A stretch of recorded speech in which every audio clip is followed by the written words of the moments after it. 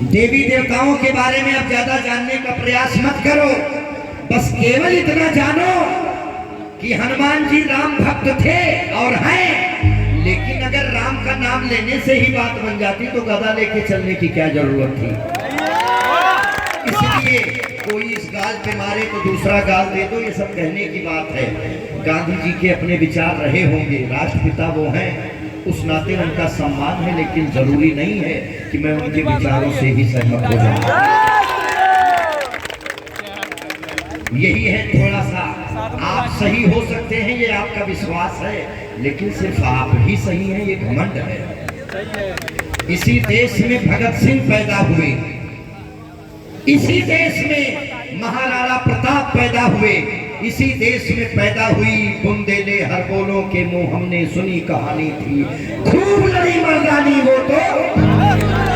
इसीलिए जागो, ये भी जानना ज्यादा जरूरी नहीं है कि भारत आजाद कैसे हुआ, ये इतना जरूरी नहीं है जितना जरूरी ये है कि भारत गुलाम कैसे हो गया, ये जानने का प्रयास करिए।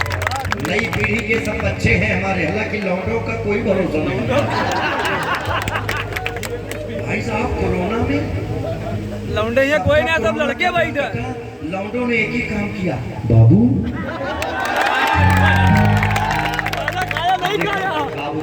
तुम सोच रहा हो मैं सांसें सुनूंगा। लेकिन धन्य है यहाँ के लोग, भारत जाग रहा है। जो धर्म देखिए, जागरण अलग चीज है, भजन कीर्तन अलग चीज है। भजन कीर्तन वो है जो किसी इष्ट विशेष के लिए गाया बजाया जाता है, और जागरण वो है, जागरण का मतलब लोगों को जगाना उनके धर्म के प्रति, उनके संस्कृति के प्रति। अभी वो मेरे ऊपर एक वीडियो वायरल हुआ, उसमें 3 केस कर दिया लोगों ने। एक जगह तो एक पत्रकार महोदय पूछ लिए कि उस वीडियो में आपने एक बात कही है कि आपको वोट उसी पार्टी को देना है, वही बटन दबानी है जिन हाथों में आपको लगे कि भारत सुरक्षित है। आपको क्या लगता है? आप कहते हैं किसी पार्टी के आदमी नहीं है, आपको क्या लगता है भारत कहाँ सुरक्षित है? वोट किसको देना चाहिए? मैंने उनको एक बात कही, आपको अगर ये कंफ्यूजन लगे कि वोट कहाँ देना चाहिए, 2 रास्ते हैं आपके पास। ताली मत बजाइएगा, खाली सुनिए, आपके पास 2 रास्ते हैं, ध्यान रखना। हमारे पुरखों ने जो गलतियां की उसका खामियाजा आज की पीढ़ी ये भुगत रही है कि 29 राज्य हैं भारत में, 9 राज्यों में हम लोग अल्पसंख्यक हो गए हैं। एक मिनट सुनो पूरी बात। वोट देने में कोई कंफ्यूजन हो, खाली एक बात ध्यान रखना, वोट देने से पहले खाली इतना सोच लेना कि भारत का झंडा चांद पे चाहिए या भारत के झंडे पे चांद चाहिए। सब कंफ्यूजन आपकी खत्म हो जाएगी। इसीलिए मैं सही में किसी पार्टी का नहीं हूँ, मैं केवल अपनी बीवी का आदमी हूँ। और वही आदमी सफल है। हमारे राज भाई बहुत सुंदर साउंड चलाए, साउंड वही है जो बात क्लियर समझ में आए। अच्छा लग रहा है पीछे तक आवाज? वाह, ऐसे रात भर जागो, 2-4 हड्डी बची है वो भी गल जाएगी। यही है, देखो एक हाथ में हैंडल और एक हाथ में मोबाइल, और ध्यान रहा दिलवाली में गाड़ी घुस गई नाली में। समय बदल गया, धीरे धीरे भारत में बदलाव आ गया है। पहले लोग यहाँ से अच्छे महंगे हो, अब लोग नीचे से महंगे हैं। जूता पहनेंगे 10,000 का, पैंट पहनेंगे ब्रांडेड 5,000 की, शर्ट 2,500 का, और सर पे 35 रुपए की टोपी उल्टी लगा के बैठेंगे। ये है, आप बैठ जाइए, ये जागरण कर रहा हूँ। जागरण यानी जागो। अभी बहुत सी आप पत्रकार सब चले गए ना, आप लोग हैं, इन लोगों से बहुत डरता हूँ। वो एक आश्रम में चले गए, एक पत्रकार, बाबा समाधि में बैठा था, बाबा के मुंह में माइक घुसेड़ दिया, बाबा आपके आश्रम में ये सब गलत गलत काम हो रहा है, इस बारे में आपका क्या कहना है? बाबा आंख बंद करके कहा, मुझसे क्या मतलब? फिर पत्रकार कहा, बाबा आश्रम तो आप ही का है। तो बाबा कहे, फिर तुमसे क्या मतलब? लेकिन बहुत बहुत प्रणाम, आप भारत के चौथे स्तंभ हैं मीडिया से। लेकिन ठीक है, मैं कुछ भी बोलता हूँ तो ये भी बोल देता हूँ, मैं सिर्फ उसका जिम्मेदार हूँ जो मैंने कहा है। आप समझे क्या है उसके जिम्मेदार आप। तो लीजिए पहले एक भजन। हम लोगों को बहुत गलत इतिहास पढ़ाया गया है, ध्यान रखिएगा। भारत में बदलाव की जरूरत है। जिन दो दो कौड़ी के लुटेरों को हमको चोर, ग्लोरीफाइड टेररिस्ट, यशस्वी प्राप्त आतंकवादी बताना था। जैसे हम लोग, बहुत कम लोग जानते हैं भारत की राष्ट्रभाषा क्या है। सही में है ना ना ना ना ना ना राजभाषा नहीं, कोई नहीं है भैया, राजभाषा ही कोई राष्ट्रभाषा ही नहीं है। मान्यता प्राप्त राष्ट्रीय खेल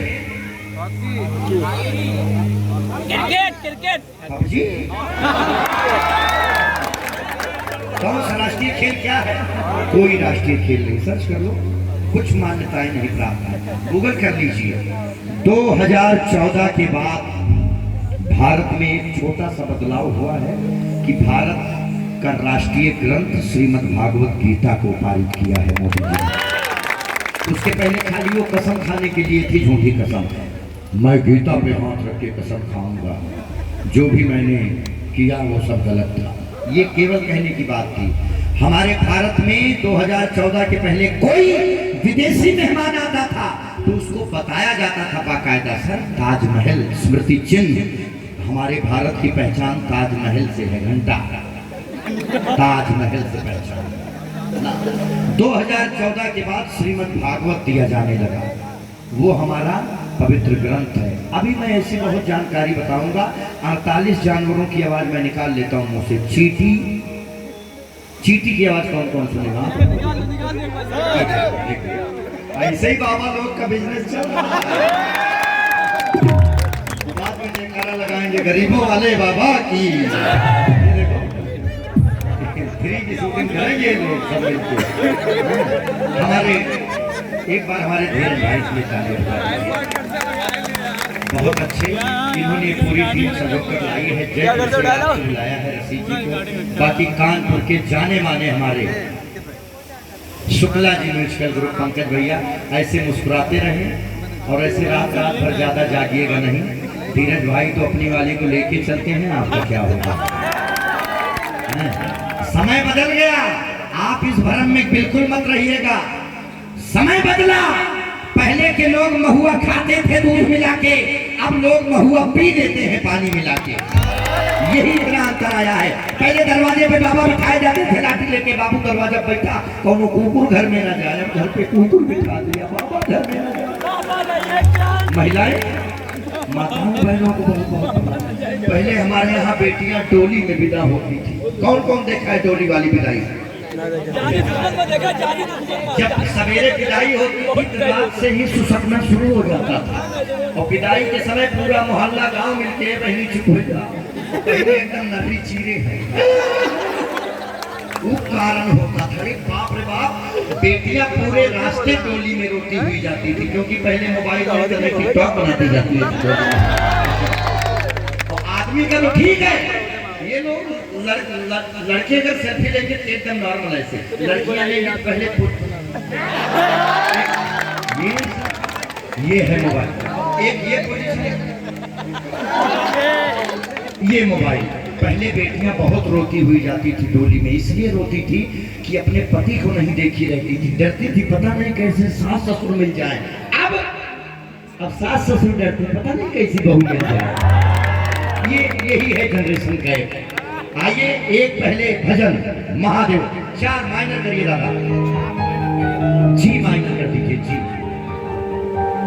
जैसा कि आपको याद आ गया, श्री राम जय जय राम। ये वही भूमि है, अवध की भूमि। हमारा जन्म उत्तर प्रदेश में हुआ है। उत्तर प्रदेश देवभूमि है, भारत का हृदय है। यही मर्यादा पुरुषोत्तम श्री रामचंद्र जी पैदा हुए, यही पैदा हुए। 8000 साल पहले भारत में राम जी पैदा हुए, 5200 साल पहले कृष्ण जी पैदा हुए, 2500 साल पहले महात्मा बुद्ध और 2400 साल पहले आचार्य चाणक्य पैदा हुए। उन्होंने कहा था कि जो देश अपने अपने शास्त्रों को पढ़ना छोड़ देता है, उसके बताए हुए रास्ते पे चलना छोड़ देता है, उस राष्ट्र का धीरे धीरे पतन हो जाता है। इसीलिए जागो और गांधीवादी विचारधारा को छोड़ो, अपने देवी देवताओं से सीखो।